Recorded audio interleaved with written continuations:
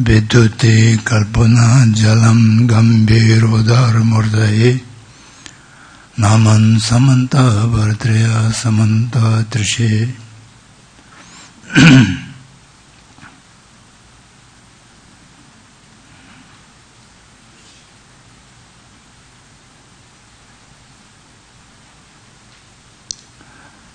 सभागार में उपस्थित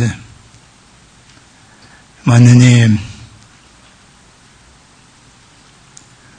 कुलपति महोदय एवं पूज्य भिक्षु संघ संस्था की कुल सचिव और उनकी सभी सहयोगी कार्यकर्तागण, आचार्य वृंद एवं स्नेह पात्र छात्राएं और छात्र, आकस्मिक रूप से सारनाथ प्रवास करने का एक अवसर आया और उस समय दो कठिन कार्य सौंपा गया।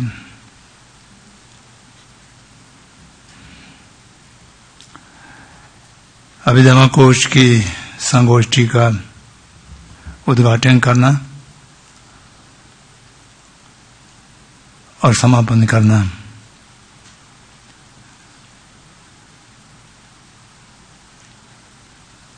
कृतज्ञता पर राष्ट्रीय संगोष्ठी की मुख्य वक्ता के रूप में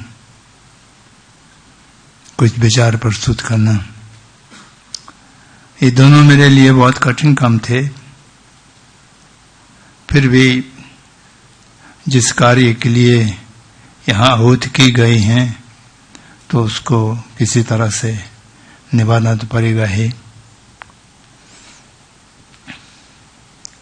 सारनाथ छूटे 24 वर्ष हो गए हैं, तो उस बीच में हिंदी भाषा से भी छूट गए।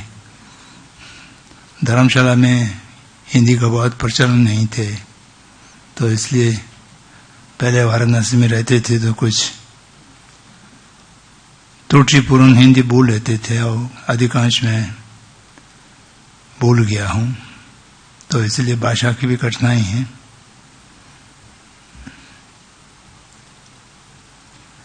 फिर भी कुछ प्रयास करके 2-4 शब्द जोड़ लेंगे ऐसा मैंने सोचा था, लेकिन उसका भी एक और कठिनाई अभी यहाँ उत्पन्न हुआ है। जो कुछ कहने सुनने लायक थे वो पूर्व वक्ताओं ने विस्तार से कह दिया गया है, तो इसलिए अब मेरे लिए कुछ बचा नहीं। जो कुछ कहेगा वो अप्रासंगिक होने की संभावनाएं ज्यादा रहते हैं। श्री राय जी ने और कुलपति जी ने इस विषय के ऊपर गंभीर एवं विस्तारपूर्वक जो प्रकाश डाला है, उसके अतिरिक्त और कुछ कहने की ना तो वस्तु है ना ही आवश्यकता है, या उसका पुनः उल्टी करने में भी कोई उपयोगी नहीं है। तो इसलिए मैं अपने वक्तव्य को बहुत ही संक्षिप्त कर सकूंगा ऐसा मुझे लगता है।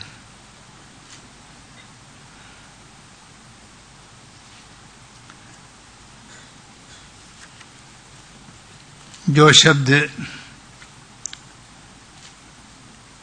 इस गोष्ठी के लिए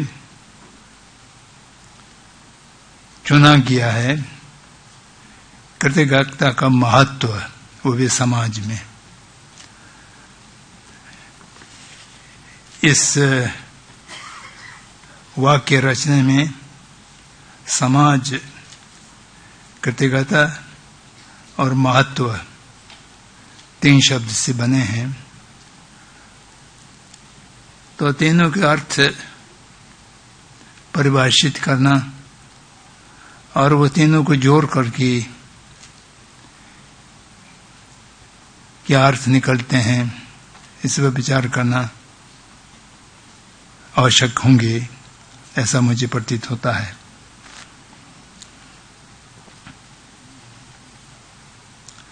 समाज का विभिन्न प्रकार की परिभाषा है, इस जगत में हो चुके हैं और अभी भी होते रहेंगे, आगे भी होते रहेंगे।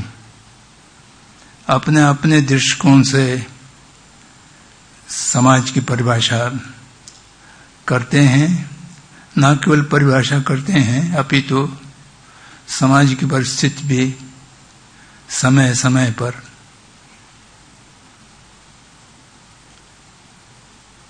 मूल चूल परिवर्तन होता रहता है। जो आज से 5000 वर्ष पहले, 2500 वर्ष पहले समाज की परिभाषा थे, वो संभवतः आज समाज की परिभाषा नहीं है। परंतु संक्षेप रूप में हम ये कह सकते हैं कि कोई भी जीवधारी या सत्व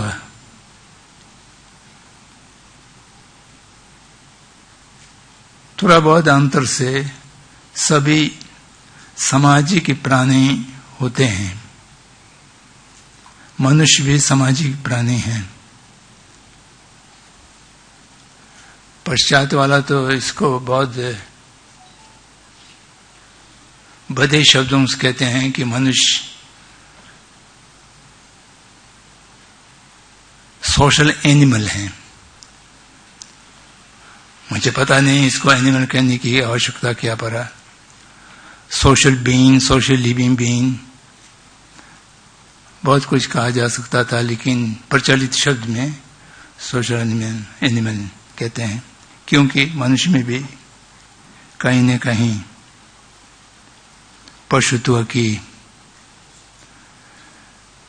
चित्तवृत्ति या चित्तवृत्ति की वासना रह जाते हैं, तो इसलिए कहते होंगे। परंतु समाज और व्यवहार में रहने वाले, एकत्रित रहने वाले मनुष्य या समाज में रहने वाले मनुष्य में क्या अंतर है, उसका अंतर मात्र इस आधार पर निर्धारित कर सकेंगे कि उनके परस्पर संबंध क्या है। संबंध मात्र प्रतीत संबंध होने की जो संबंध हैं, वही सभी संबंधों की आधार हैं। पूर्ववक्ताओं ने इस पर प्रकाश डाले हैं कि सभी सत्व, सभी जीवधारी कितना परस्पर आधारित हैं,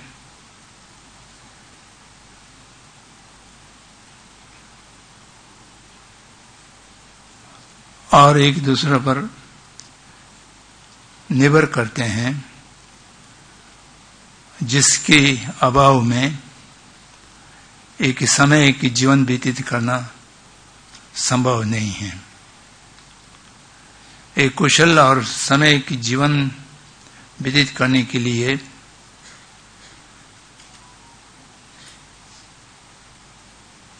सभी संबंधित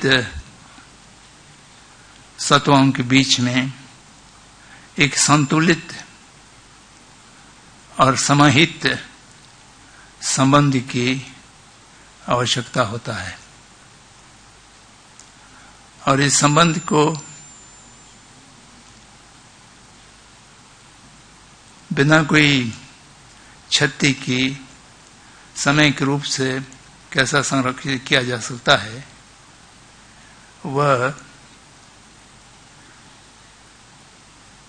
संबंध में रहने वाले लोगों के हृदय में कितना कृतज्ञता की भावना है, जो हमारे हित के लिए उपकारकारक के लोग हैं, उसके प्रति हमें कितना कृतज्ञता की भावना है, इस पर निर्भर करता है। तो समाज के संबंध जिस स्तर पर, जिस गुणोत्तम के रूप में बनते हैं, बिगड़ते हैं, वो उपकार की ऋण को कितना हम अनुभूति कर सकते हैं, कितना उस भाव को हम अपने हृदय में ला सकते हैं, इस पर बहुत बड़ा निर्भर है। तो इसलिए कृतज्ञता के भावना समाज में महत्व क्या है, ये देखने से पहले समाज की संरचना में, समाज के सृजन में इसकी अनिवार्यता कितना है, वह देखने से महत्व अपना आप स्थापित हो जाएंगे। एक बार समाज की संरचना सृजित होने के बाद भी वो समाज समता के रूप में, सद्भावना के रूप में और बिना कोई संघर्ष की जिस समाज की संरचना है, उसको सुरक्षित रखने के लिए भी कृतज्ञता का भावना एक आधार बनते हैं।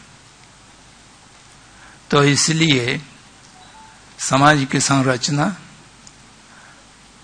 समाज की निरंतरता, समाज की स्थिरता को सुरक्षित करने में, ये तीनों में एक कृतज्ञता का भावना अपरिहार्य हैं, जिसके बिना बनते नहीं है। ये इसकी अपरिहार्यता, इसकी आवश्यकता जब आप समय के ढंग से देखेंगे तो महत्व के लिए कोई विशेष दूसरा हेतु खोजने की आवश्यकता नहीं होंगे, ये स्वसिद्ध हो जाएगा, स्वतः सिद्ध हो जाएगा। इसलिए बुद्धचित्त उत्पादन की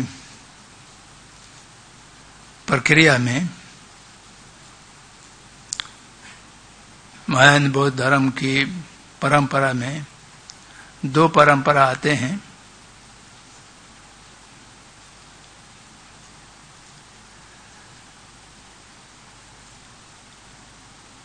सप्तत हेतुफल उपदेश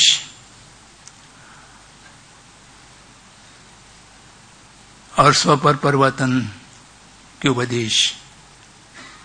इस सप्तत हेतुफल उपदेश में प्रथम है मात्र ज्ञान, द्वितीय है परिग्रह समित और तीसरा है कृतज्ञता, कृतज्ञ। तो ये तीन जब भावनाएं और चित्तवृत्ति उत्पन्न होगा, तभी सही माने में मैत्री और करुणा की भावना उदय हो सकता है। तो इसलिए आध्यात्मिक साधना में भी इस भावना को अत्यंत महत्व दी गई है, जो जिनके माध्यम से हमारा अस्तित्व बने हुए हैं, हम सब कुछ कर पा रहे हैं, उनकी उपकार को हम कैसे प्रतिग्रह करते हैं, ऋणी होते हैं,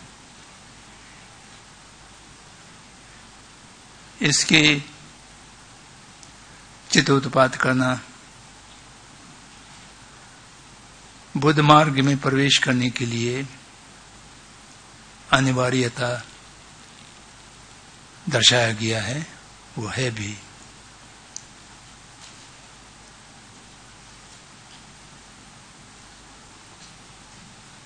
इस भावना को समय के ढंग से उत्पादन करने के लिए,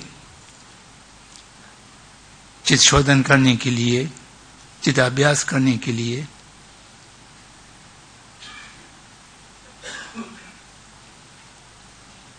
प्रथम सीढ़ी के रूप में उपेक्षा भावना की या समता भावना की, उपेक्षा आजकल कोई दूसरे अर्थ के लिए भी उपयोग होते हैं, तो इसलिए कभी कभी वो गलतफहमी हो जाता है। यहाँ पर उपेक्षा की अर्थ है समता की भावना। जितना भी सत्व है वो अपने दृष्टि से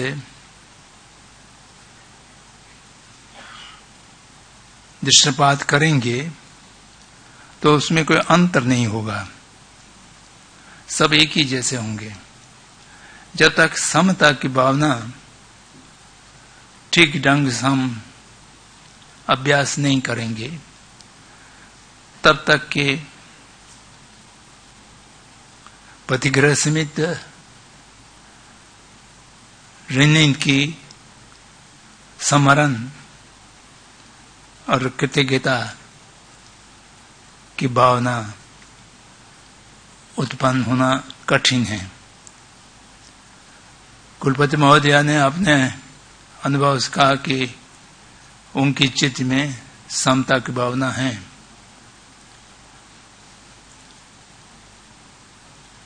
हम कभी कहीं जगह पर जाते हैं, बहुत लोग होते हैं, तो उसमें से 3 आदमी जो हमारा दृष्टिगोचर होता है, एक के प्रति स्नेह की भावना उत्पन्न होता है, दूसरे के प्रति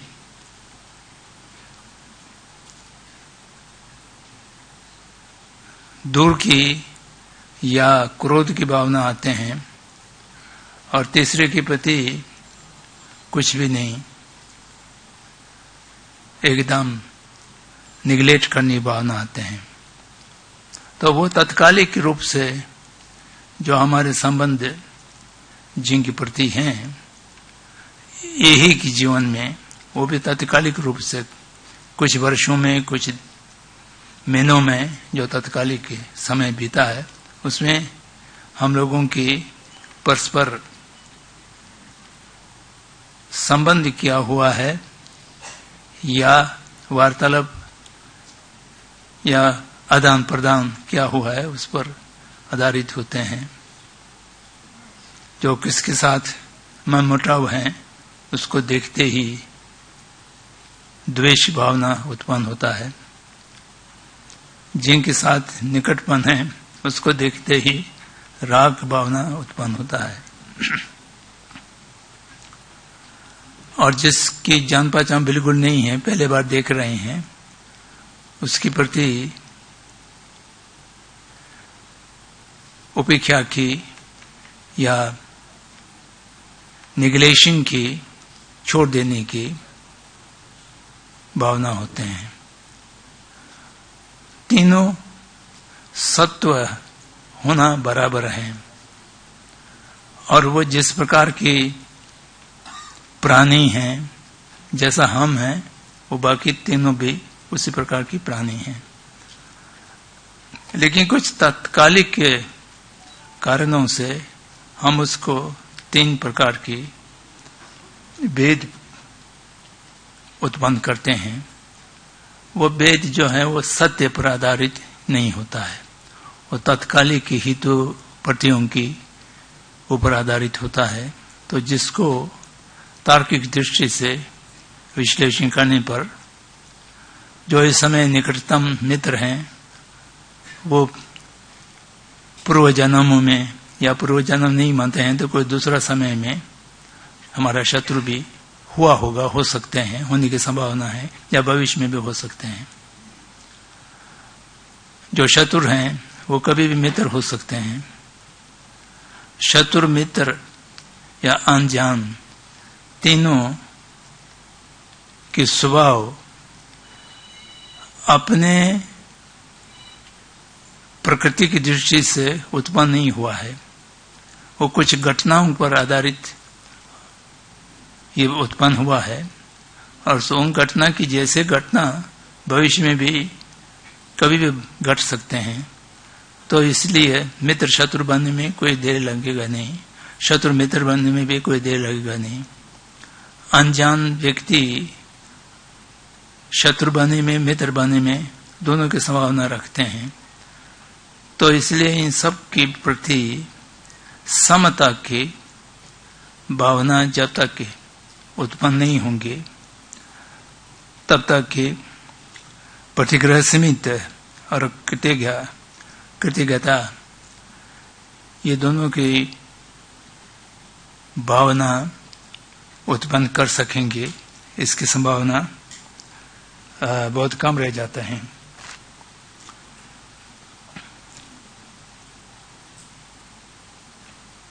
तो इसलिए बुद्धचित्त उत्पाद करने की प्रक्रिया में अगर आप सप्त हितुफल उपदेश के अनुकूल चलना हो, सबसे पहले समता की भावना उत्पन्न करना होगा। उसके बाद मातृज्ञान की भावना उत्पन्न करना होगा। मातृज्ञान पूर्व अपर जन्म के सिद्धांत को मानते हुए इस बात की संभावना बनते हैं। भारतीय दर्शनों में लोकायत को छोड़ करके, चार्वाक को छोड़ करके कोई भी दर्शन ऐसा नहीं है जो निरंतरता भाव पूर्व अपर जन्मों की सिद्धांत नहीं मानते हो। ये भारतीय आजकल कोई लोकायत की सिद्धांत की साथ जाने वाला कोई पश्चिम भारतीय परंपरा तो बचे नहीं। जो नए लोग से, नए दृष्टि से जो मानने वाले हैं वो तो उनकी आधार कोई दूसरा है।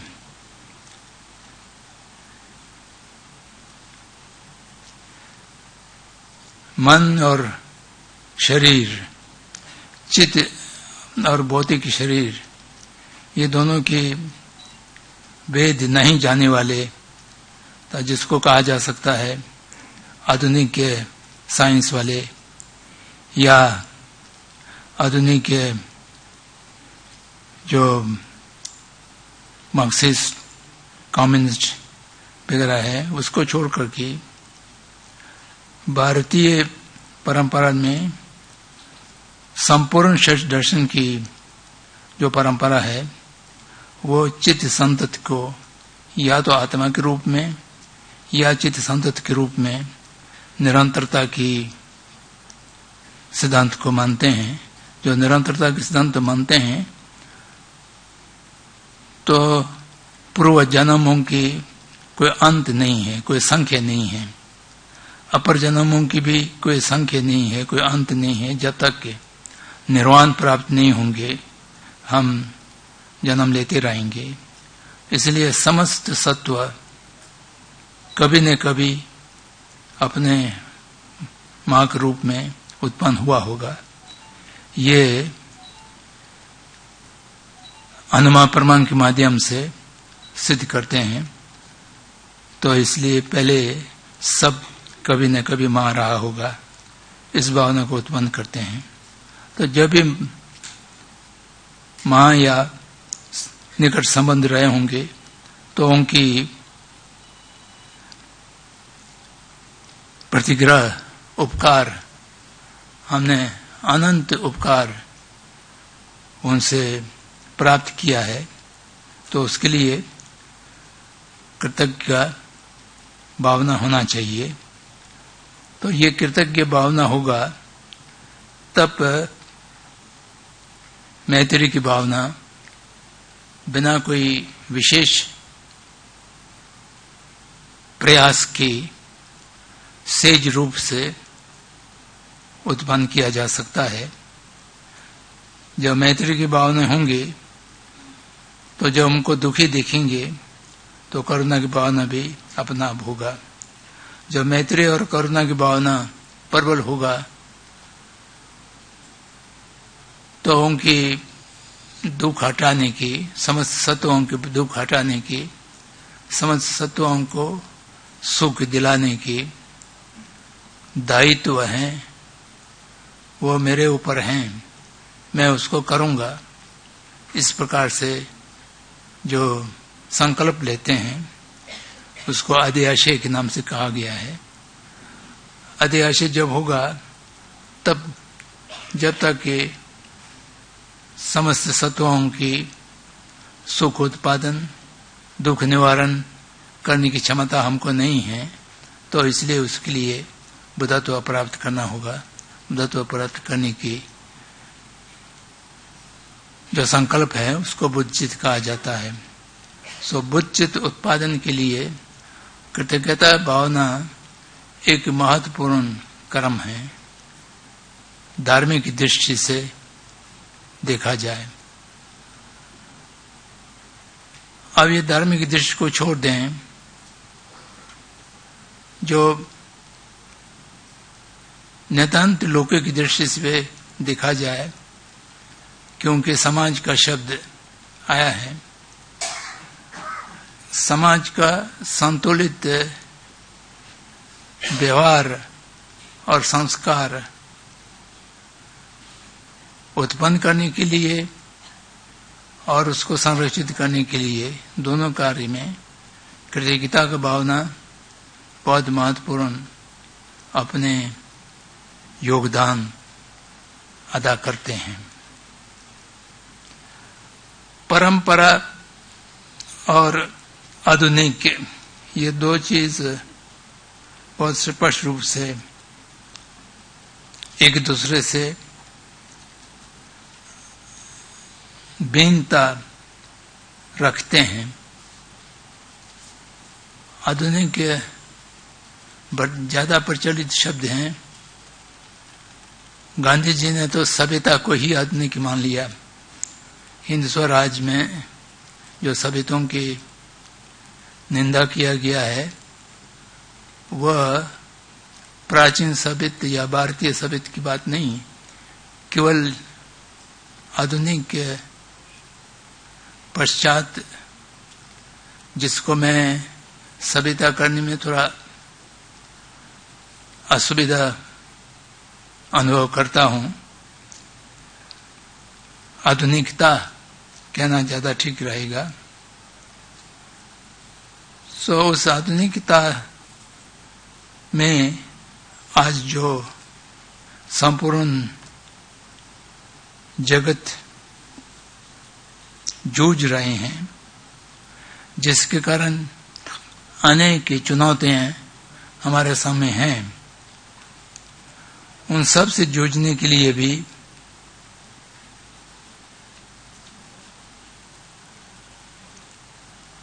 संपूर्ण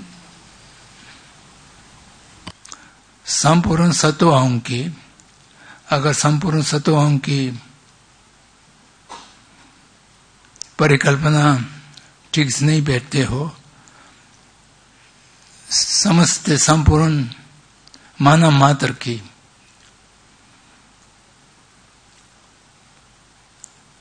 प्रति कृतज्ञता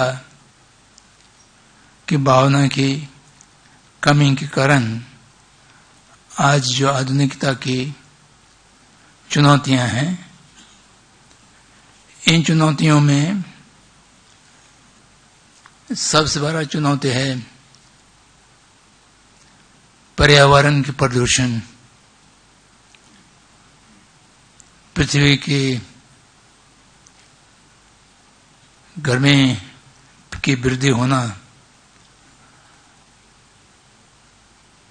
और दूसरा है हिंसा की वृद्धि, युद्ध की संभावनाएं और संघर्ष, आतंकवाद इत्यादि की जो चुनौतियां हैं।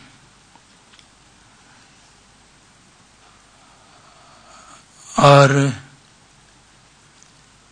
मौसम की परिवर्तन, क्लाइमेट चेंज,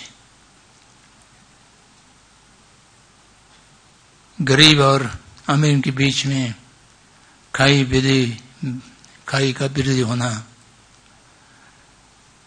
जितना भी प्रयास, तथाकथित प्रयास गरीबी हटाने की जो होता है, उससे गरीबी हटाने की जगह पर गरीबों को हटाने की प्रक्रिया ज्यादा हो जाता है। ये सब आदमी के समस्याएं हैं। उन सब का कारण क्या है, मूल कारण क्या है? उन सब का मूल कारण है मनुष्य के व्यवहार में कुछ बुनियादी परिवर्तन परंपरा में जो थे वो आधुनिकता में आ नहीं पाए, उसमें उल्टा हो गए। उसका बाद आने के विवरण है जिसमें कुछ महत्वपूर्ण बिंदु है, उसके ओर मैं आपकी ध्यान आकर्षित करना चाहता हूं। परंपरा में व्यक्ति और समाज में, समाज को ज्यादा महत्व दिया जाता था, व्यक्ति को कम महत्व देते थे। समाज को व्यक्ति की देखभाल करने के दायित्व तो होते थे, लेकिन जब समाज के हित के लिए व्यक्ति के हित को बलिदान करना पड़े तो वो करना अनुचित नहीं समझते थे। समाज और व्यक्ति में समता थे, समता से भी और बढ़ करके समाज को व्यक्ति से ज्यादा महत्व दिया जाता था। उसी प्रकार से स्वर पर में समता थे परंपरा में, और जब आवश्यकता पड़े तो परहित के लिए स्वहित को, स्वार्थ को बलिदान करना बेहतर समझते थे। शरीर और मन, ये दोनों में भी समता थे, और आवश्यकता पड़े तो मन की शांति के लिए ज्यादा महत्व दिया जाता था। शरीर की सुख सुविधा कहीं कटौती करना पड़े तो किया जाता था।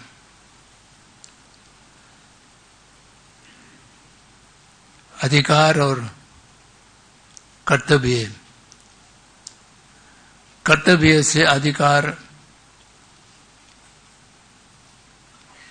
मिलते थे। जब कर्तव्य पालन करेंगे तो अधिकार कहीं छूटने की संभावना नहीं होते थे, तो इसलिए कर्तव्य को महत्व देते थे परंपरा में। अधिकार उसके फलस्वरूप में स्वतः सिद्ध समझते थे। आज उस भी उल्टा हो गया है। अधिकार लड़ करके प्राप्त करना और कर्तव्य करने के लिए कोई आवश्यकता नहीं समझना। ये मैं ऐसा नहीं कह रहा हूं, तथाकथित संयुक्त राष्ट्र की दस्तावेजों को देखें, उसमें मानवाधिकार की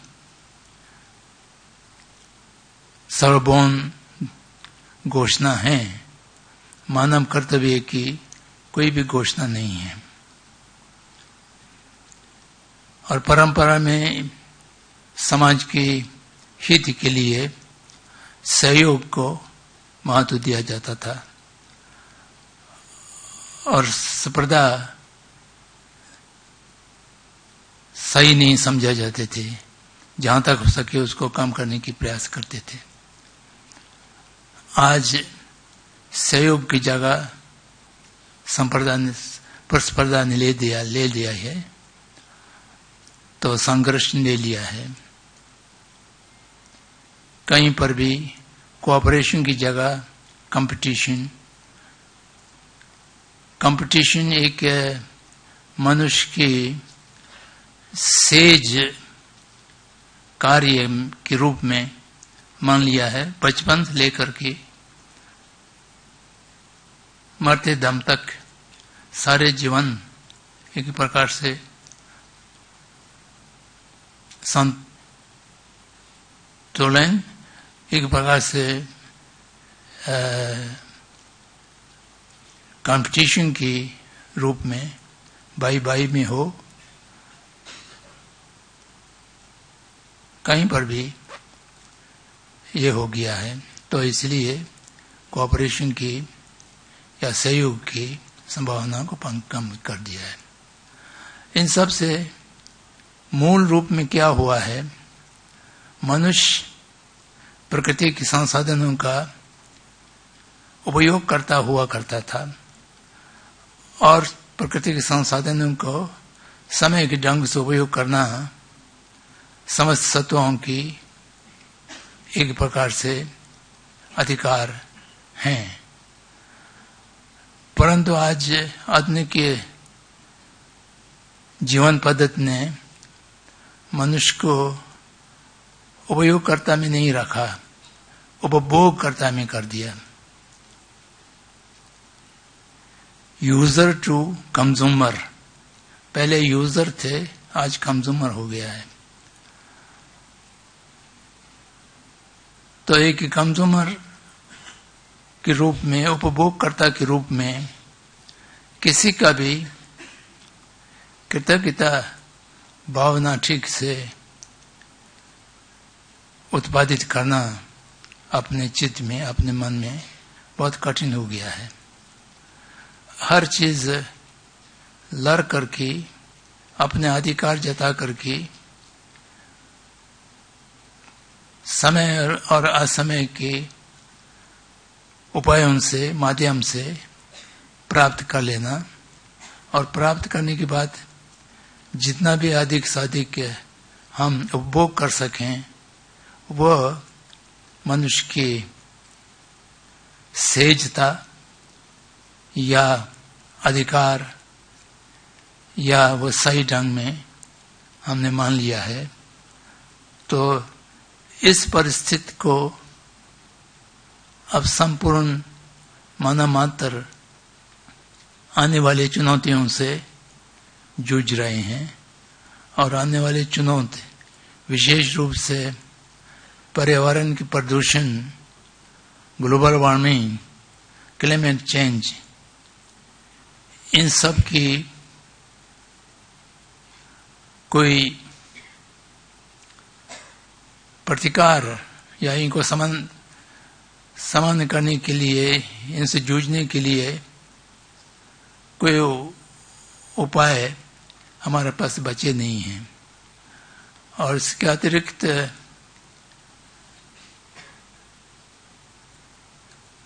जो हिंसा को, युद्ध को एक व्यापार बना दिया गया है, मनुष्य की या सभी जीव जंतुओं की प्राण जाना कोई गलत काम नहीं है। उस प्राण को लेने के लिए उत्पादित अस्त्र की उपभोग करना कंज्यूम करना वो ज्यादा श्रेष्ठ हो गया है। दुनिया में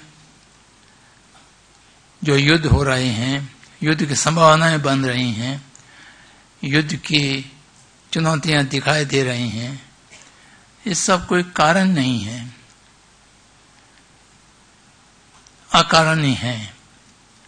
अकारण नितांत रूप से अकारण तो नहीं बना जा सकते, उसका कोई जस्टिफाइड कारण नहीं है। नैतिकता से या सत्यता से स्थापित कर सकने वाले कोई कारण नहीं है। केवल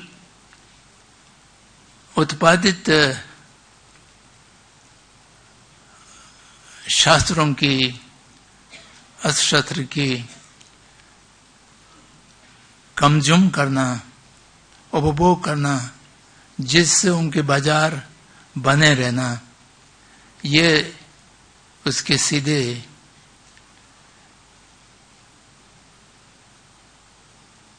एक प्रकार से कारण बने हैं या उद्देश्य बने हैं। तो ये क्या दर्शाते हैं? ये दर्शाते हैं कि मनुष्य किसकी भी प्रति अपने दायित्व की बोध नहीं है, और जिनकी रहने से, जिनके उपकार से हम जीवित हैं, हमारा उपस्थित हैं, इसकी भावना समाप्त हो गए हैं। इस भावना को जब तक पुनः स्थापित नहीं किया जाएगा तो इस दुनिया में शांति की, बराबरी की या न्याय की कोई भी उम्मीद करना बहुत कठिन हो गया है। तो इसलिए जैसा प्रवक्ताओं ने बहुत विस्तार से प्रस्तुत किया है कि कृतज्ञता की भावना और जिसके बिना, जिसके उपकार के बिना हमारा अस्तित्व नहीं है, हमारे अस्तित्व और हमारे सभी हित, स्वहित परहित जितना भी हैं, सामाजिक हित या व्यक्तिगत हित, समस्त प्रतित समुद्रपन की सिद्धांत के आधार पर हम एक दूसरे से संबंधित हैं। संबंध केवल एक मैत्री और करुणा की भावना के आधारित पर ही संबंध बन सकते हैं। द्वेष, क्रोध या प्रतिशोध की भावना से कोई समय के संबंध नहीं बन सकते हैं। और जाने अनजाने में, इंटेंशनली और अनइंटेंशनली जो उपकार हम प्राप्त करते हैं अन्य सत्वों से, जीवों से और प्रकृति से, जिसकी सही सही जानकारी जिसको नहीं होगा या जानकारी होना नहीं चाहते हैं, होने नहीं देते हैं, आज की शिक्षा की पद्धति भी ऐसा ही है,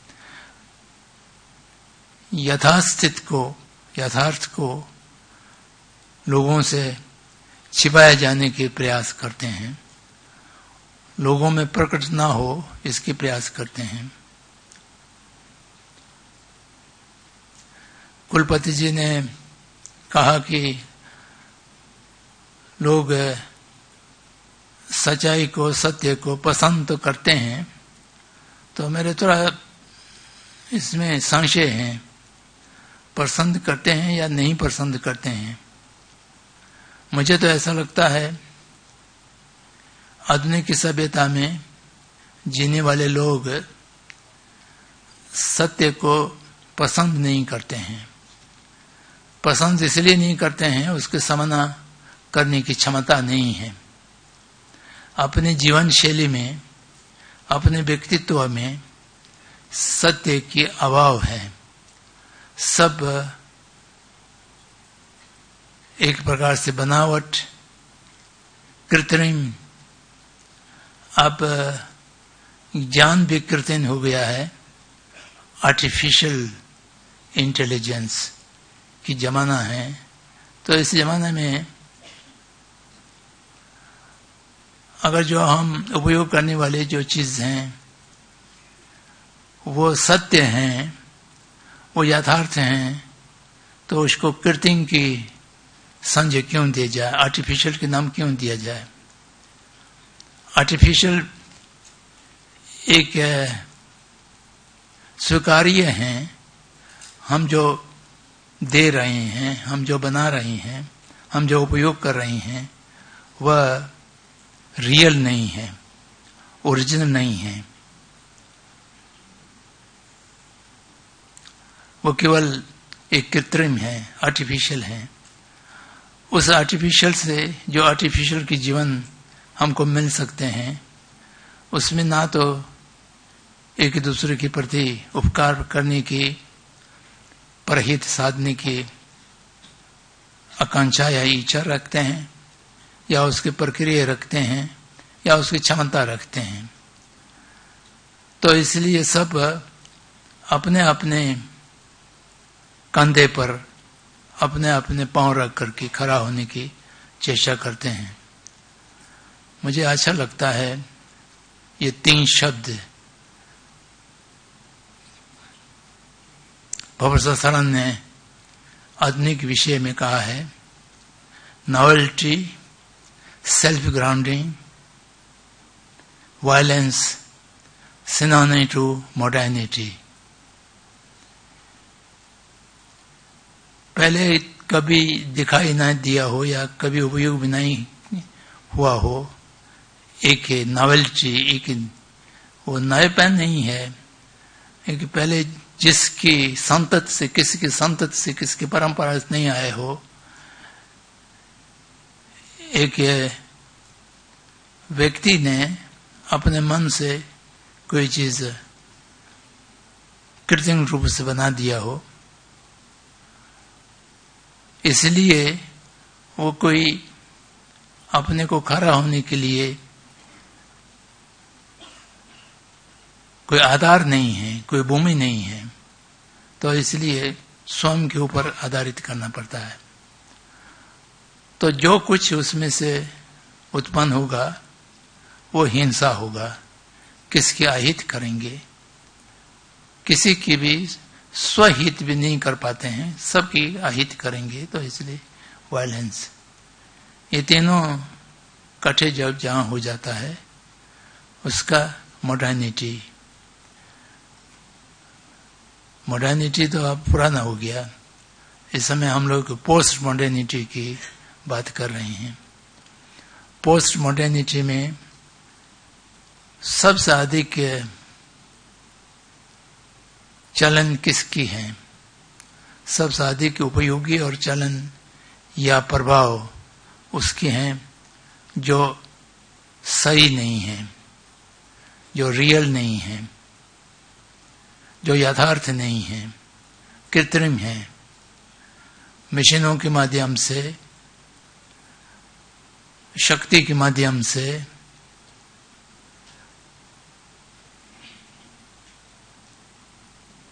और चाल के माध्यम से जो जिसको उत्पन्न किया जाता है, जिसका संपादन किया जाता है, ऐसे माध्यम से जो आने वाले हैं वो आज सबसे अधिक आधुनिक या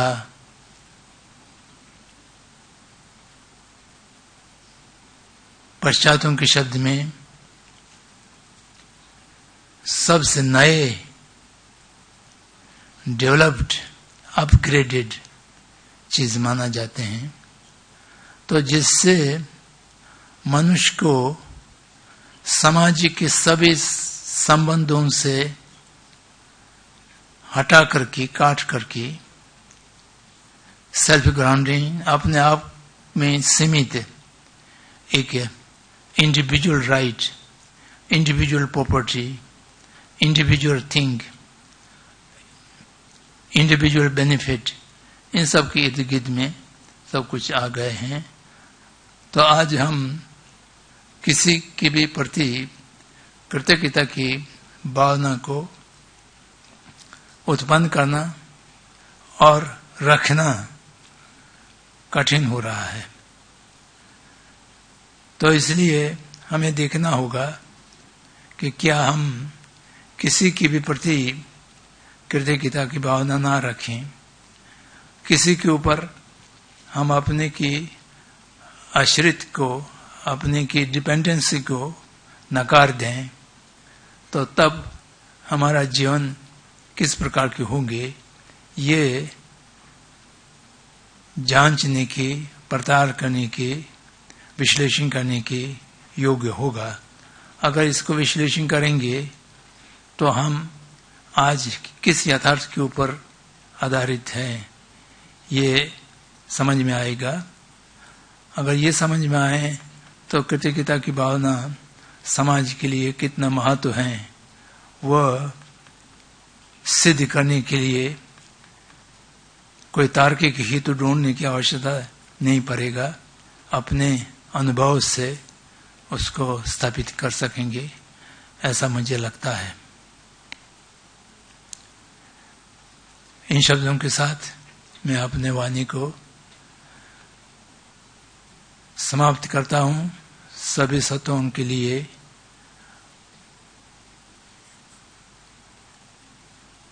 यथार्थ को देखने की और यथार्थ में जीने की, सत्य अहिंसा की सिद्धांतों से हम स्वहित और परहित दोनों साध सकें, ऐसा मेरे कामना है। जय जगत।